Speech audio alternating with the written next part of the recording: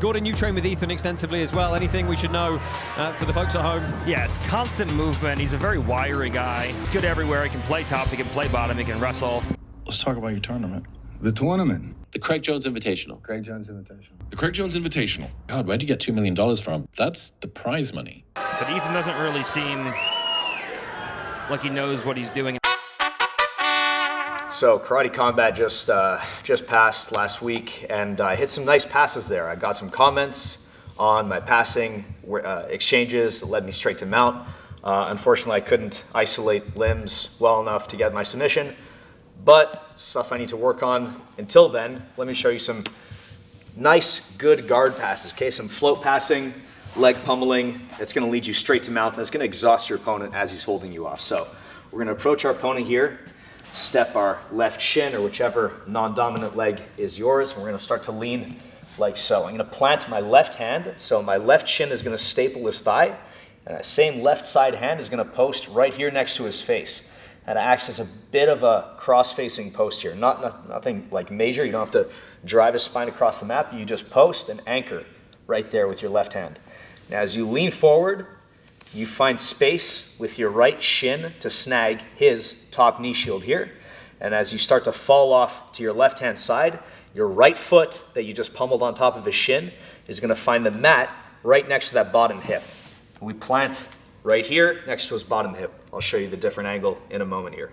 Now once our foot touches, okay, his knee and elbow is going to be holding us off here a little bit, but we're going to be able to underhook, lean forward, and get our right knee inside across his torso, driving across into mount. One more time, different angle.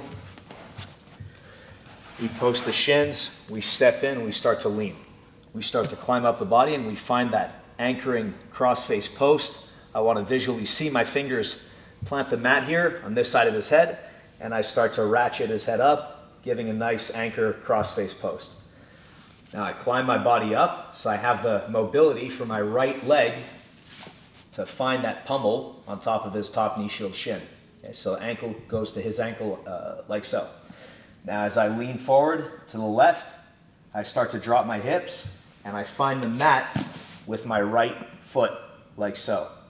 As I pummel off, I underhook here at his elbow, and my right knee goes across as I drive through to knee on belly or full mount. That's going to be pass number one. To your guys' point, how much that angled wall changes everything. Like, really changes everything. I mean, even right here, he can get a, Crelinsten can get a foot into that wall to use it for leverage. So pass option number two here is going to be very similar. We post the shin, step in, sink our weight down, and post like so, ratcheting his head up a little bit, anchoring here down with the left hand with the crossface. Now, same entry, I lean forward, snag that butterfly pummel, top shin, pummels through shin to shin, and we start to drop our right foot here next to his hip. This time, however, he keeps a tight knee-elbow connection here, so I can't really get inside with my right arm. So, as we feel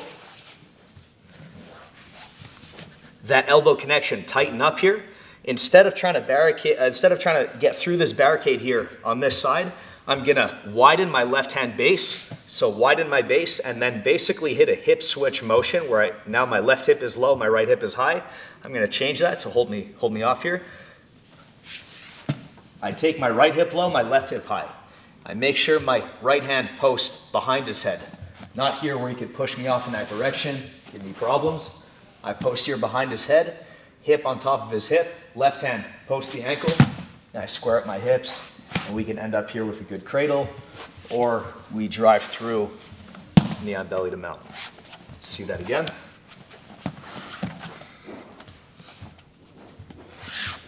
Post the shins, and we stabilize ourselves. We drop our weight, and same entrance here. We post here with a cross-facing left-hand post.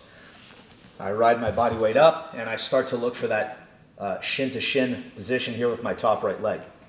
As I drop my weight off to my left-hand side, he's doing a good job holding me off with this knee-elbow connection.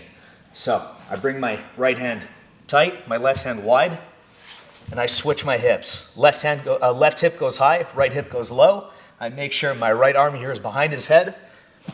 Square my hips up, post the ankle if I need to, cradle to cement the pin, or lead here with my left hand, driving my knee through to knee on belly, and then mount. All right, so during my combat karate match in the pit, I did a lot of great work passing the guard, controlling positionally pretty much beginning to end. I didn't, however, manage to isolate a limb properly or isolate the head properly in order to get a strangle, score the back, get a strangle, or isolate a limb to get a armbar, kimura, leg lock, whatever it is. So I swear I'm not that bad at that. I do that in the gym quite often, as well as in a lot of other matches, but didn't do it in karate combat. However, here's something that I was looking for that I do often in order to isolate limbs. Here, let's turn the other way. So, found myself in mount, and Monkey King, Jordan here, had his arms inside like so. What I was trying to do, and what I often do, is take a right hand deep crossface and start to move his body so that he faces into my right shoulder crossface. I'll pick him up, and then I'll walk my hand through to get as tight a crossface as possible. Once I get this crossface anchored in tight here, I can then isolate right here, even if his elbow is tucked in. Okay, I could get my wrist under his elbow and my bicep and shoulder, and then walk his elbow up and away from his body. Now here another, there's many follow-ups here that you can do here. One that I like, that I recommend, is I'll flare and I'll feed his armpit here to my right fingers. Now once I get my fingers locked in here, we lean back over to our left-hand side and we start to plant our hand behind our body weight here with our body weight, plant our right hand, so we've successfully start to pin his elbow up and away from his body. All right, now here you have a few options here.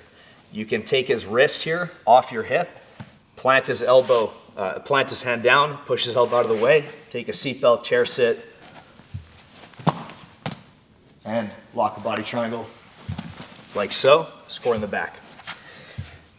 We can, right here, as his wrist, let's say his wrist is posted here at our hip, we can't drag it across his body, okay? What I'll do is I'll step my foot up, walk my foot over his bicep there, swing around, and then hip bump his elbow, his left elbow here up his torso, lock a mounted triangle, isolating for a strangle.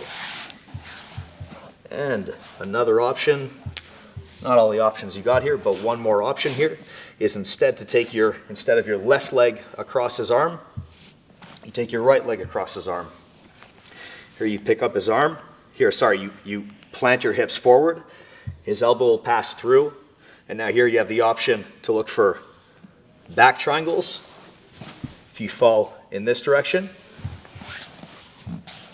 as well as, come back here. Here, we sit up. We can also go 2-on-1 on the wrist, fall with our elbow first, take his arm up and away from his body, and then start to isolate for arm bars, or if he comes and turns into you here, triangles with your hamstring lined up with his throat. So yeah, that's going to be a few of my main options there. Once you do get to mount, I like that arm wrap, sort of underhooking around his head, lacing your fingers there behind his armpit. That'll give you a lot of options to start to wrap up triangles, go for the back, arm bars, as well as a plethora of other submissions. All right, so that pretty much wraps up the limb isolation that I should have done during the match. But hopefully those passes and those follow-up techniques, once you do get to mount, do get past the guard, are going to help you out. Please be sure to check out the submeta. There's lots of great content on there. There's rounds of mine, Nikki Ryan, Nikki Rod, and plenty others. So yeah, check it out. Leave a comment. Let us know if you like the video. Let us know what else you want to see. Like and subscribe. Guys, make sure you tune in to watch CJI, and we'll see you out in Vegas.